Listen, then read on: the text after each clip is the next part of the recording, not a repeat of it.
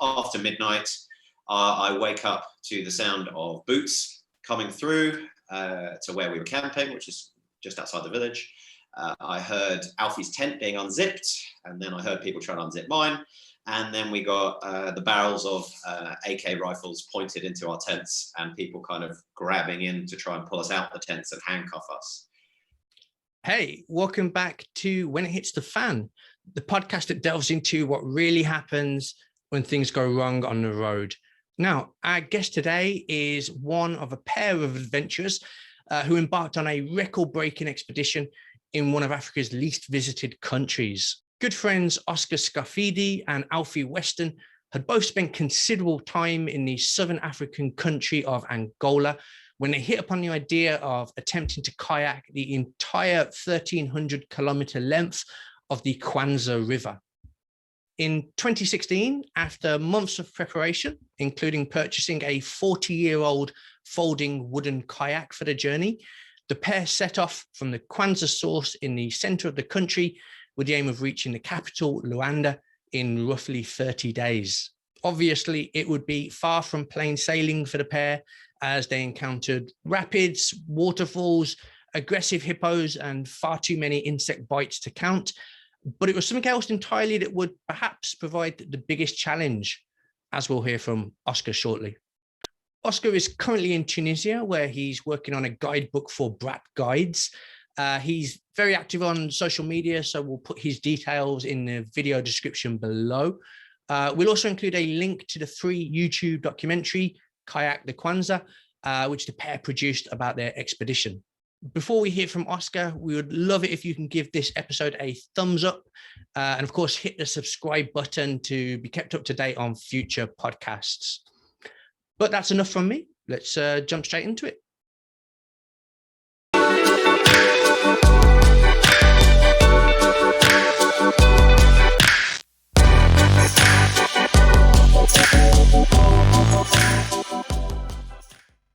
Oscar, great to finally get you on the podcast. How are you? I'm good, thanks, and thank you for inviting me. Oh, not at all. And you're in Tunisia at the moment. Do you want to tell us what you're doing in Tunisia? Yeah, I've been here in Tunisia since August 2019, and I am busy writing a Bradt Travel Guide to Tunisia. So it's a kind of interesting time to be trying to write a guidebook to anywhere. Yeah, I mean, how is traveling around Tunisia at the moment? Is that possible? Is it kind of on hold? Are you finding yourself doing a lot of editing and very little getting out there? At the moment, it's okay, although we've had a couple of periods since kind of March 2020 where there have been nationwide lockdowns and travel restrictions. So there's been a lot of delays in this whole process, as you can imagine. I bet. And I mean, you've lived and worked, I guess, all across the African continent, or at least, certainly visited many of the countries. This particular journey that we're going to talk about today must hold a kind of special place in your heart just because of what a challenge it was. Is that a kind of correct appraisal? Yeah, I think so. It's definitely one of the most difficult trips that I've ever been part of. And also it had a special place in my heart because it was in Angola, which is a country that I lived in for 5 years, and I love the place. Right, yeah. And how far then, through this journey from the source of the Kwanza to the sea, did this particular incident take place? So the incident took place we were almost 1,000 kilometers into a 1,300 kilometer journey when it happened. So the incident took place quite close to what we defined as the easy section of the finish. So it took place at Kapanda Dam, which is a hydroelectric installation on the Kwanza. And the way we planned it out, that was kind of the beginning of the last third of the trip. And it was the section of the trip that had the least surprises in store for us. At least that's what we thought. Yeah, famous last words. Exactly. And yeah. I guess up to this point, you'd encountered, I guess, rapids and hippos, as we've seen on the on the documentary, and all of these various other obstacles. And as you said, you kind of thought, well, it's going to be plain sailing from here on in. Yeah, that's correct. I mean, yeah, we had a lot of incidents getting chased by hippos. We had to avoid a lot of rapids and waterfalls. We actually sank our kayak in rapids at one stage earlier on in the trip. So we kind of hoped that all of that was behind us and we were just going to do a final sort of week of easier paddling and hiking. And what happened? We camped at Kapanda Dam, which had always been the plan. And we knew that the government and security forces tend to be very sensitive about foreigners going near hydroelectric installations. There was a civil war that ran from 1975 to 2002. And during that civil war, the opposition forces actually tried to blow this dam up because it provides a lot of the electricity for the capital city, Luanda. So we understood that going near it probably wasn't a good idea without permission. So we spent a lot of time getting permission to camp next to it before we actually arrived. So we showed up, camped for the night, and then the plan was quite simply to just hike the next 100 or so kilometers past the dam, because there's obviously a dam in the way, so you can't kayak. And also there's a lot of rapids in that section. So we didn't really fancy taking our chance on the rapids. So we camped for the night, and then we thought it was okay. The villagers seemed to be quite welcoming and everyone said it was fine. And they said in the morning we could get up and we could go and speak to the authorities about what we were doing, because it was late at night and no one was around. But they said, don't worry, people know you're here, it'll be fine. So we went, ate some fish, went to sleep. And then after midnight, I wake up to the sound of boots coming through to where we were camping, which is just outside the village. I heard Alfy's tent being unzipped, and then I heard people trying to unzip mine. And then we got the barrels of AK rifles pointed into our tents and people kind of grabbing in to try and pull us out the tents and handcuff us. Alfy assumed that we were being robbed. So he thought that someone had come for the satellite gear, the filming gear, that kind of thing. Mm-hmm. So he actually, he put up a bit of a fight, which didn't go very well. So he ended up kind of getting knee in the back of the head and squashed down on the floor by 4 or 5 guys with guns before he got handcuffed with his hands behind his back. I think I realized quite quickly that it was probably the security forces, because unlikely to get robbed out in the middle of nowhere by anyone but the security forces, I suppose. Were these men dressed in any kind of official uniform, or were they in everyday clothes? Some of them were in uniform and some of them were plain clothes. I think there's 7 to 11 of them in total. I lost track, but yeah, I kind of realized what was happening. So I tried to tell them, look, I'm not going to put up any resistance. Just give me a sec to come out the tent. And I actually pointed my feet out the tent to reassure them that I wasn't going to resist, because I had disgustingly injured feet at this stage of the trip. So I had these huge pus-filled blisters across both pads of the feet. So obviously I wasn't going to run anywhere because I was incapable of running. So they kind of stood back and then gave me the time to put some socks on and come out. And then I got the privilege of being handcuffed with my hands in front of my body rather than behind, which was slightly more comfortable. Yeah. And then they chucked us in the back of a pickup truck, loaded up all of our stuff. So unceremoniously stripped our tents down just by pulling on them with everything inside still, chucked them in the back. And then we got driven up the hill to the local police station next to the hydroelectric installation, where we were kept, I suppose, detained for the night in the police station. So what was their concern then? There's obviously 2, foreigners who are camping next to this installation. What was their fear that you were kind of involved with here? Initially, they said spying. So they thought that we were spying on the hydroelectric installation, perhaps taking photos of it that we weren't supposed to be, something like that. We tried to reassure them that we weren't, and we also tried to show them all the documentation that we had from various ministries, including the Ministry of Water, who actually run the installation. So they knew we were going to be there. After that, it kind of changed into a concern about us smuggling diamonds. So on the upper stretches of the Kwanza River, there's a lot of artisanal diamond mining happens. There's a lot of alluvial mines. They kind of divert the river and dig up the riverbed. We actually got offered rough cut diamonds on a lot of our journey by these people who were digging them up. There's a lot of illegal mining, so they're very sensitive about that, especially foreigners going through, especially foreigners filming while going through. So they were worried that perhaps we were illegally purchasing diamonds as well. But again, we told them they were free to, they confiscated all of our gear, so they were free to search it, and there were no diamonds in any of our gear. So yeah, I think those were the 2 main concerns. So take us back a moment, and you get taken to this police station. Are you immediately thrown into a cell? Are you immediately interrogated? Kind of what's the order of events? Well, as we were driving up the hill, I got chatting to some of the guys who'd arrested us. I mean, they'd just been sent down by their boss. They're pretty friendly. So we were talking about what they were up to. They were kind of asking us about our trip and what exactly we were doing. So I explained, and they were kind of incredulous because they couldn't believe that anyone would have traveled along the length of the Kwanzaa River, just because it's such an alien concept, and they just thought of it as so dangerous.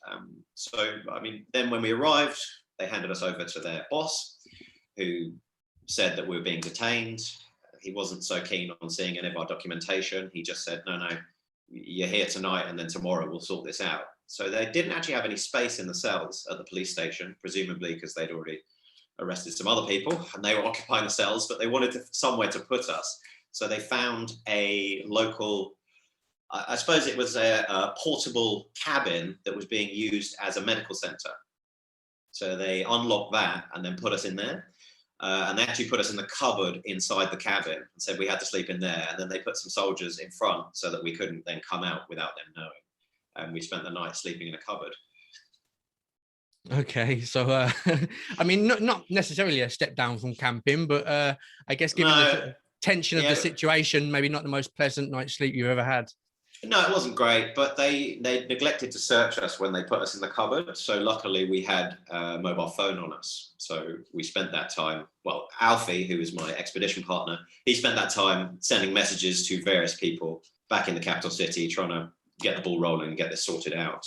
And I even had my GoPro on me, so I actually managed to film a kind of video diary update from inside the cupboard, where Alfy and I were kind of laughing at the ridiculousness of the situation. I don't think we realized at that time just how serious a problem we'd gotten ourselves into, because it then went on for another 4 days after this. Yeah, right. Okay. I mean, when did the penny drop then that you were in a bit of a predicament with these security forces? Well, that night we both assumed that we would just show them our documentation in the morning and, you know, shake hands, and they'd apologize for the mistake and let us be on our way, because we had all the documentation that we should have required in order to be there. But unfortunately, the chief of police there had already radioed in to the regional chief of police, who was hundreds of kilometers away in the capital of the province. And the regional chief of police wanted to see us. So he demanded that we be taken from where we were at Kapanda Dam to the capital, which is Malange, which is, I think, almost 300 kilometers away. I mean, it's a long, long way away. So in the morning, I think it dawned on us when the guy said, you are now going to Malange. I think we started to realize that this is a problem, because it was in the wrong direction. So it was back the way we just paddled, which we did not want to do. And secondly, we didn't think any good was going to come of speaking to the provincial police commander, and we were right, but we got dragged back there anyway. There's no real choice. They kind of forced us into the 4x4 and took us the next morning. And what happened there? Once we arrived, we actually met quite early with the regional police commander, and his kind of opening gambit before he'd even really introduced himself was like, let me just tell you that your expedition ends here.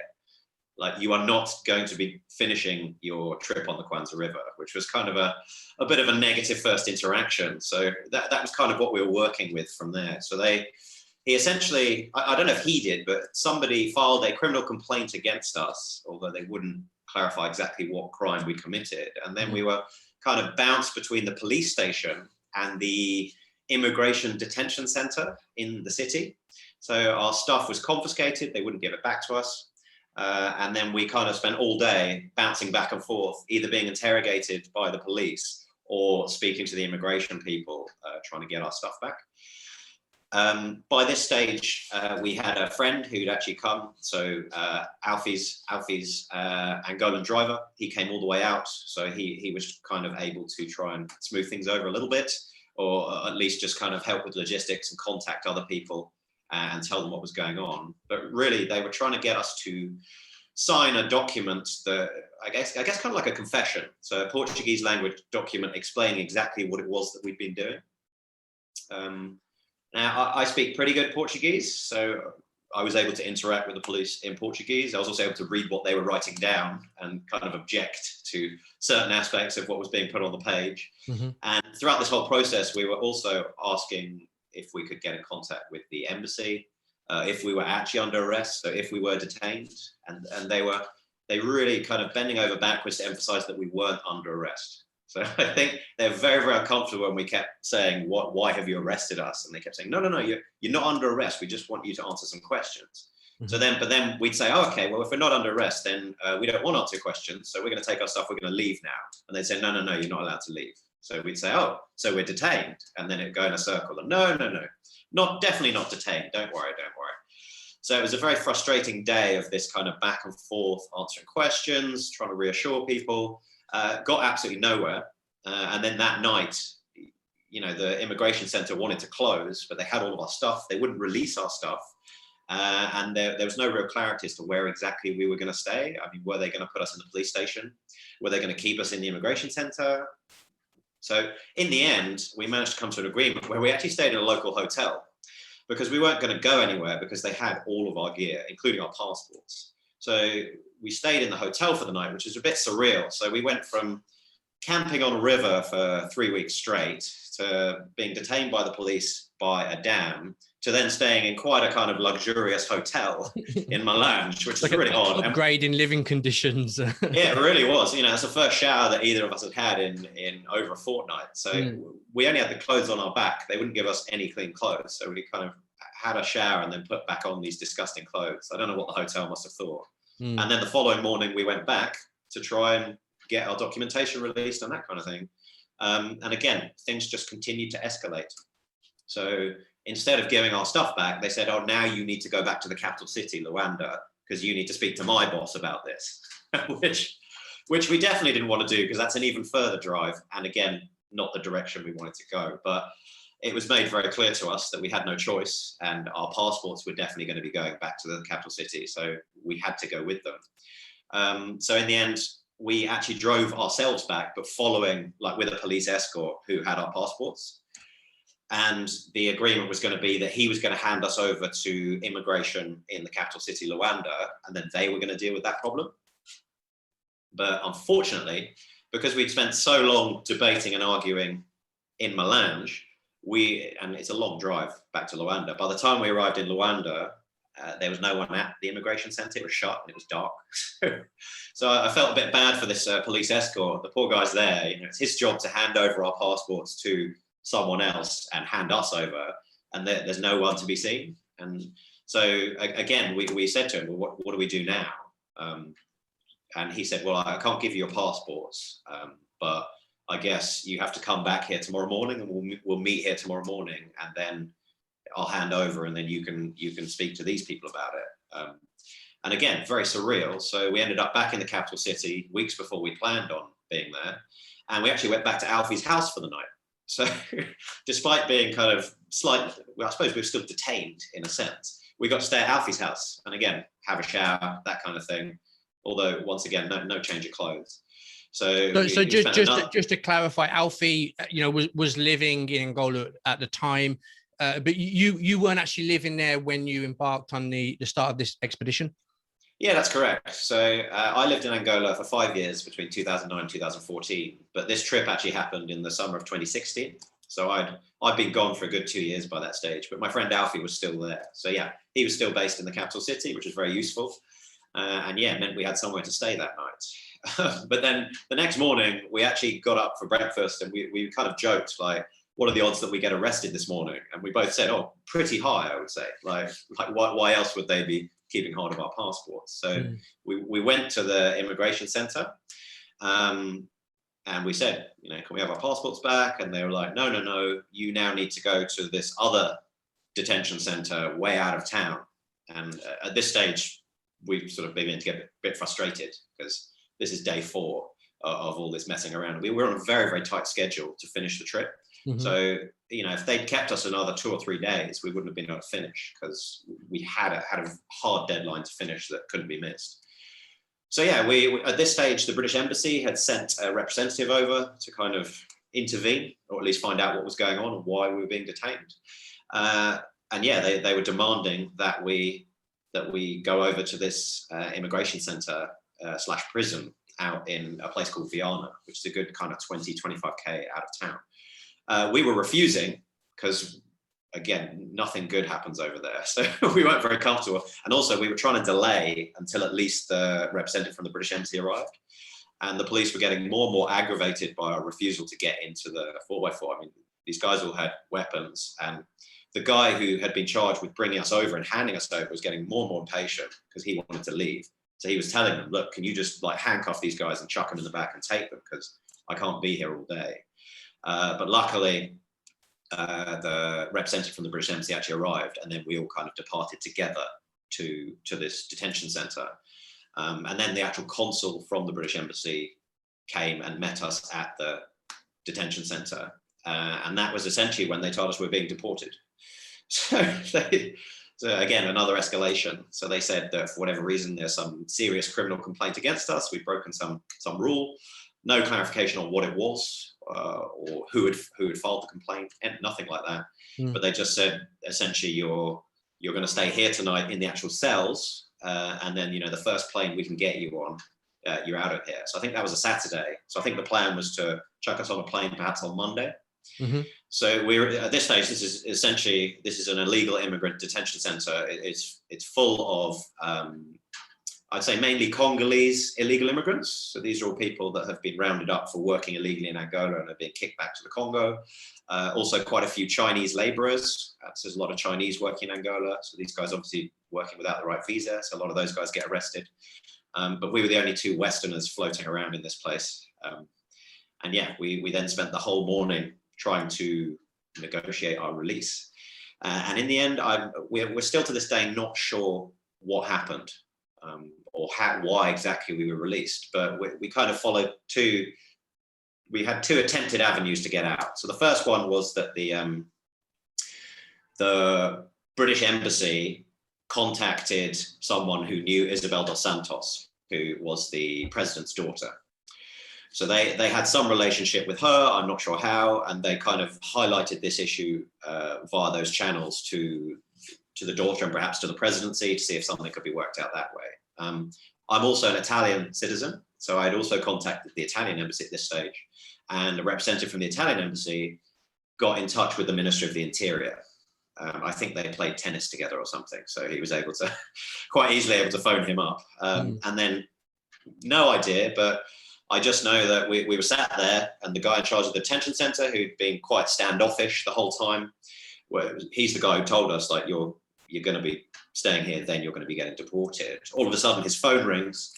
He answers, his body language completely changes. He stands up kind of to attention as he's talking on the phone. So obviously he's talking to someone very important. And he just says, he keeps saying, yes, I understand. Yes, we'll do it right away. Okay, yes, definitely. And then he kind of slams the phone down and just started shouting orders at everyone around us and said, give them their stuff back because they'd fingerprinted us. He's like, get rid of those fingerprints, bin all that documentation, get rid of all of it, give them their stuff back. I want them out of here in 5 minutes.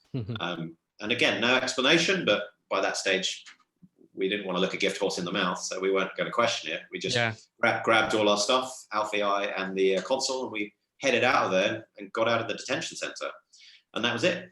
So still no clarity as to what happened. Yeah, right. So what was the plan then? I mean, you'd obviously completed the vast majority of the journey. Were you pondering just to kind of knock it on the head? Did you want to go back to the to where you'd been picked up originally? Kind of, what was the thinking process here? Well, I remember the British consul saying specifically to us, like, whatever you do not go back out on the river. Those were his first lines. He's like, I don't know what happened there, but please promise me you're just going to stay in the capital city from now on. And we both kind of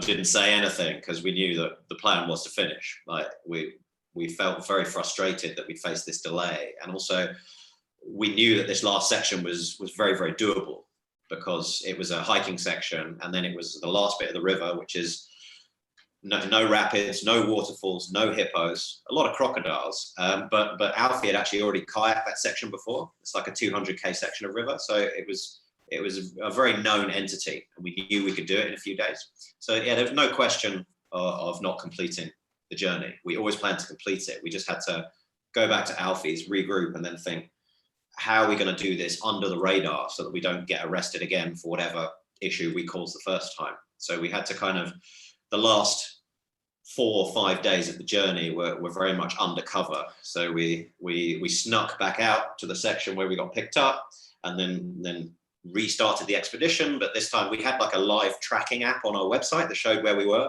Mm-hmm. So we turned that off. We told almost no one about what we were doing.